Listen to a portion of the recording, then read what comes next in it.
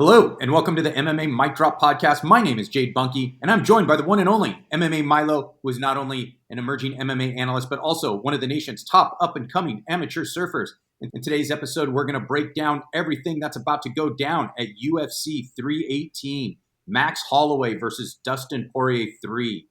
Milo, the main event is amazing. The prelims are solid, but the rest of this pay-per-view card is atrocious. How would you break it down? What would you give this overall card as a grade, knowing that you got good prelims? The main event, Max Holloway and Dustin Poirier, is amazing. But, geez, those other fights on the main card, I don't know. What are your thoughts? You might disagree with me. Yeah, I think I would give it like a D. D. Like just like a Yeah, solid it's D. I don't know. It's just because the main event's super good, and that's the only reason why I'm not giving it an F. yeah, and when you look at, there's some fights that should not be on the main card. Kevin Holland should not be on the main card. D-Rod, I absolutely love D-Rod. He was so fun to watch when he first came into the UFC, but he's 38 years old. He's basically just boxing. I mean, he used to box before primarily, but I mean, very low volume, has looked a lot slower. Holland seems to win one fight, lose another fight. He is fighting some good competition, but I think he's more of a prelim fighter now. And then I look at, Michael Johnson at 38, 39 on a main card. Are you kidding me? This is like, he has no business. He barely has any business being in the UFC at this stage. He is fighting Zell Hoover, and we'll break down that fight when we get there. And it's questionable if he should be on a main card as well, even though he is a pretty exciting fighter. The co-main event, Paulo Costa, he's 1-4 in his last 5. Again, has no business being in a co-main, but I do think that fight against Roman Kopylov is intriguing and should be on a main card pay-per-view, just not in a co-main event. And, Dan Ige versus Pitbull. I mean, everybody loves Dan Ige, but when you look at, Pitbull, he's 38, he's declining, so his trajectory is going down. Dan Ige is kind of plateaued. We know what he is. He's the gatekeeper to the top 10, basically. Still really good fighter, very dangerous fighter, and he does belong, on a pay-per-view main card, but not against somebody who's declining, even though that is a competitively appropriate matchup. So those are a lot of words to say I give it a C, because I do think the prelims are pretty stacked, and the main card, the main event is going to deliver. So let's jump right into it. First up, we have Max Holloway versus Dustin Poirier 3. They've already fought 2 times. Dustin Poirier won both of those fights. I think there's some context that needs to be taken into consideration when you evaluate those earlier contests. I think it was Max Holloway's debut in the UFC against Dustin Poirier. Yes, Dustin Poirier was young, but he was a couple of years older than Max Holloway, 3 years older to be exact. I believe Max was 2021 at the time. He did fight him again 6 years ago when Holloway was more of a featherweight, just moving up without having, he didn't fill out his body to become really a true lightweight yet. And so I think you got to take both of those fights with a grain of salt when evaluating these fights. When you look at Holloway, you know what you're going to get. He's an action fighter. He's going to throw volume. He's going to throw more volume than anybody else. In fact, he has thrown more volume than anybody else in history. That fight against Calvin Kattar, I think he threw 100 or 600 punches. He landed over 400 of them. He's one of the best boxers of all time. He knocked out Justin Gaethje moving up to lightweight, but then got knocked out against Ilia Topuria. When you looked at Dustin Poirier, you have somebody who's good everywhere, who's tough, who has some mean ground and pound, nasty elbows.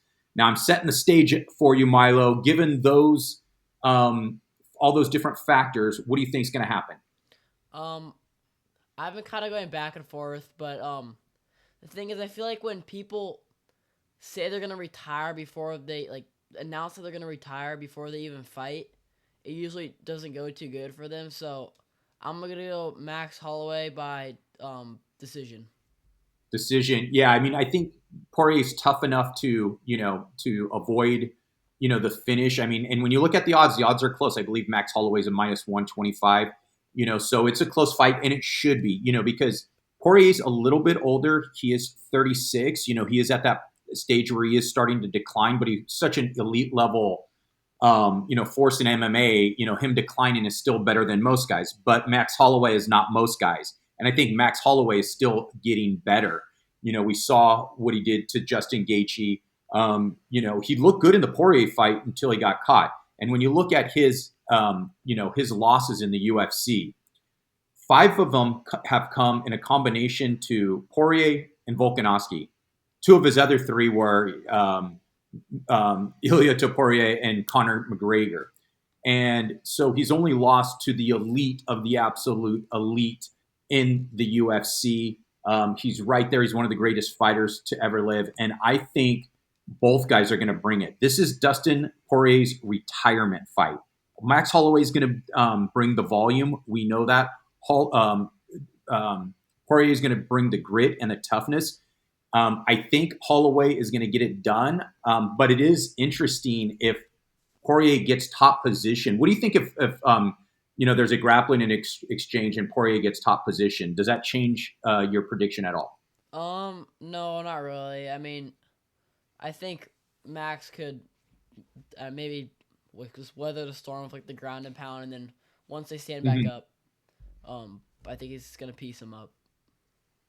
Yeah, it's just I think it's probably just that age a little bit too, and I think Holloway's gotten better.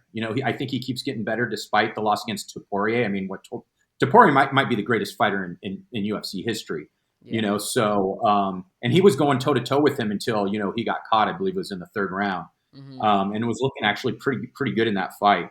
All right, 2 picks for Holloway. Both of us have him going to a decision. Next up, we have Paulo Costa versus Roman Kopylov in the co-main event. Paulo Costa, a plus 250 underdog. Kopylov, a minus 300 favorite. Again, I don't think this is co-main event worthy, but I think it's a pretty exciting fight. When you look at Paulo Costa, I don't think he's as good as we thought he was when he was coming up. When he came into the UFC, he was undefeated. He was knocking out everybody. Then he gets pieced up by Israel Adesanya. Okay, that happens to basically just about everybody, particularly at that time. But then he's proceeded to lose, 4 out of 5 fights. Most recently, his one fight was a close decision against a 37-year-old Luke Rockhold. And I think he's still dangerous. He's got really good high kicks, has really good power. But I think at times he can be really low output. He is 34 years old. And I like what I've seen from Roman Kopylov. His recent loss was to Fluffy Hernandez. And I mean, Hernandez is probably going to be fighting for a title, with another win or two. I mean, he is legit. And, Fluffy fights, Roman deletes next, and he's going to just absolutely mop the floor with him. And then I think he might be in a title eliminator after that. So no shame in that loss. And I think that, correct me if I'm wrong, I think that gives Kopylov like 5 out of 6 wins or something like that. Had a rough start earlier in his career. But I think this is going to be a fun fight. I think Kopylov is just going to be a little too sharp for him, a little too fast. And I think this is going to be an entertaining decision where Paulo Costa is going to land a couple strong kicks, not a flush head kick, otherwise it would be over. But give me Kopylov by decision. What do you think? Yeah, I think it's going to be very back and forth, but I think I'm going to go Paulo Costa by decision. I think he's going to maybe almost knock him out, and then it's going to be maybe a 10-8 round, and then it's going to be close. Oh, you think Paulo Costa is going to get a 10-8 round? Yeah. Okay, so reconcile this. If it's a 10-8 round for Paulo Costa, but Roman Kopylov wins 2 rounds, how is that a win for Kopylov? That's a draw. For Paulo? Oh, you said Paulo's going to win. Yeah. Oh, I apologize. Yeah, I should check myself. I shouldn't be bagging on you then. I was going to give you some heat for that because the math didn't add up. But okay, so you think Paulo Costa? Wow, okay. Yeah. Do you think Kopylov is top 10 worthy? Maybe I think he's good where he is right now, just top 15, kind of like gatekeeper. Yeah, I kind of see him similar. I see him as a top 10 to 15 talent, which is a pretty big talent. I see Paulo Costa in that same range. Yeah. I don't think Paulo Costa is in the top 10 where he's, been. But yeah, it should be a fun matchup. Okay, next up, and I absolutely hate this fight, Kevin Holland versus Daniel Rodriguez. I mean, I don't know why this is on the main card. Kevin Holland's a minus 350. Daniel Rodriguez is a plus 285. Kevin Holland, he's a great striker. He's got some pretty clean boxing, has some decent grappling, but he's not a good wrestler. And we saw when he was at middleweight, he would get bullied by the bigger guys. And that's not going to happen against Daniel Rodriguez. Daniel Rodriguez is a boxer, and he's more of a pure boxer now later in his career. And this is why, this fight would have been amazing in 2020. Speaking of which, that's the last time Kevin Holland had a good win. It was over Souza. I mean, he's won since then, of course, but nothing truly remarkable. And so, yeah, I think he's going to piece him up. I think the hand speed's going to be way too much for D-Rod at this stage in his career. Give me Holland by third round TKO in a fight that should not be on the main card in 2025. What are your thoughts? I'm going to go Holland by first round TKO. Oh, wow. Okay. Yeah. You don't think D-Rod just has anything left? Yeah, I think he's just too old.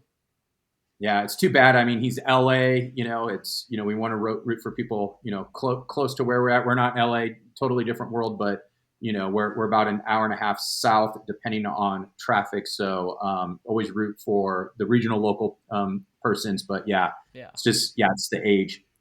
All right. Next up, we have Dan Ige versus Patricio Pitbull.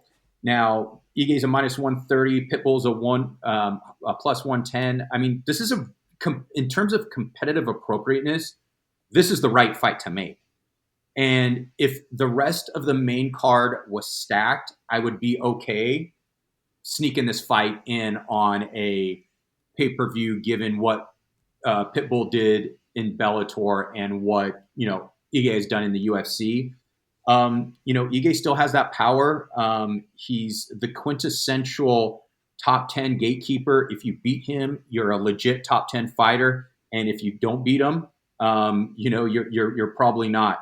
Pitbull, he's just slowed down way too much. He made his jump to the UFC way too late to really see him against this top tier talent.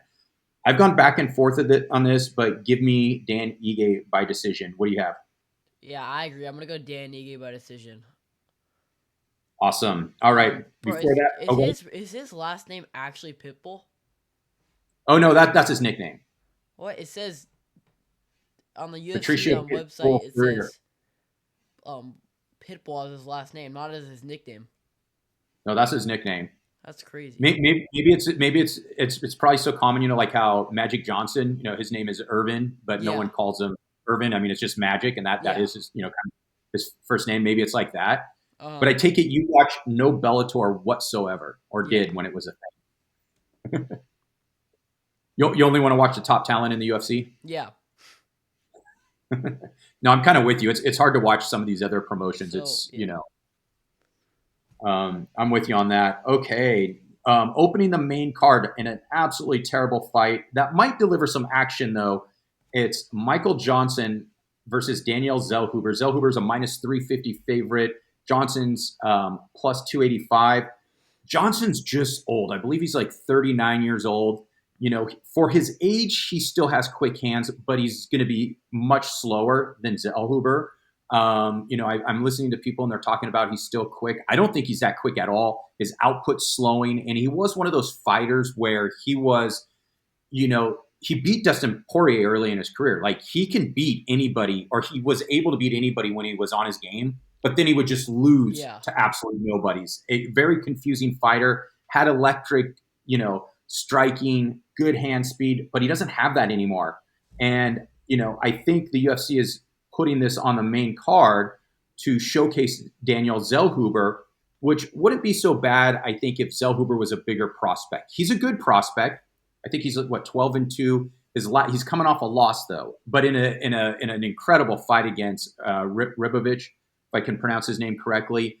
But he lost early in his career to Trey Ogden, which a top prospect isn't really going to do that. So I guess what I'm trying to say is, if you're using Michael Johnson as a vet to put a younger guy over, meaning you have this young top prospect that's going to style on him, and then everybody's going to say, wow, we can't wait to see this young top prospect next. I would get that if it was a different fighter. And I think Zell Huber is going to have a good career. There's no knock on him. It's just like when you're trying to evaluate what a main card should be, this should not be on there. Now, if it was Zellhuber versus maybe somebody else, maybe. But with that said, I think Zellhuber is absolutely going to style on him. He's a really good striker, clean, straight shots. He is going to light up Michael Johnson, and he is going to finish him. Give me Zellhuber by second round TKO. What do you think? Yeah, I'm gonna go Zell Huber by first round TKO. Yeah, too young. Too young. Yeah, Um, like you never know because Michael Johnson can like sometimes gets like really gnarly for some reason. Yeah, I see that so far away. But you're right. He used to be able to do that, but I don't know. Maybe he might have old man strength by now. Yeah. I don't know. Maybe he just lands one. But it is fighting, so you never know. All right. Next up, it's the top fight on the prelims, and I think this is the second best fight on the entire fight card. This should be actually on the main card. It's Kyler Phillips versus Vinicius Oliveira. Oliveira's a -200 underdog. Kyler Phillips +170. Kyler Phillips is a ranked guy. He is incredible striking. He's very fluid, very athletic. The problem is he's very inconsistent. One day he looks like a world beater. The next day he looks a bit mid. He's an exceptional talent, though. But speaking of exceptional talents, Vinicius Oliveira is legit. I don't know if you want to check out his record. I think it's 13-2 or something like that, It or says huh? 22-3. 22-3. Wow, yeah, that's right. And I think what is it like 16 finishes or something Yeah, crazy, 16 wins by knockout and 2 wins by submission. which is insane He has for a 14 bantamweight. first round finishes. Yeah, it's insane. And look at what he's done in the UFC. He's 3-0 in the UFC. He had that crazy flying knee. He had his last two decisions, but they were against good guys. I think Oliveira is the real deal. I think Kyler Phillips is legit, but I think Oliveira gets it done. And give me a third round TKO. What do you think? I like that pick. Yeah, I think I'm gonna go third round TKO. Awesome. All right. Before that, we're gonna get Marvin Vettori versus Brendan Allen. I think this is another one that should probably be on the main card. I think it's a fun fight. It's a grudge match. Both are good fighters. Both are ranked fighters. I mean, they got in a street fight, in Las Vegas. Brendan Allen looked like he got the best of them. So it's going to be interesting to see what's going to go on in the cage. We know Marvin Vettori is always angry, whether there's somebody did something to slide him or not. So this should be interesting. Now, when you look at Marvin Vettori, I mean, he was a top ranked guy. He fought for the title. He's a really good wrestler. Has good cardio, can really push a pace on his wrestling for quite some time. Is pretty relentless, has some good strikes too. Brandon Allen's a cleaner striker, has probably better jiu-jitsu, maybe not as good wrestling, but I think Brandon Allen is an all-around better fighter. And the red flag with Vettori, though, is he hasn't been fighting.